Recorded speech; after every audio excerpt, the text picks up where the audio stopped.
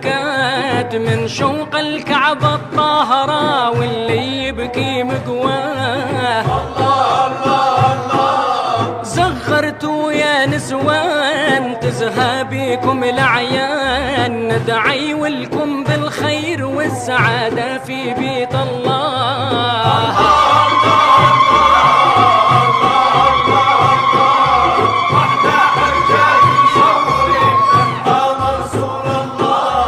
في جدة يا الإسلام بادرنا بالإحرام، وتركنا زينة الحياة وذكرنا اسم الله. لبينا للرحمن وقصدنا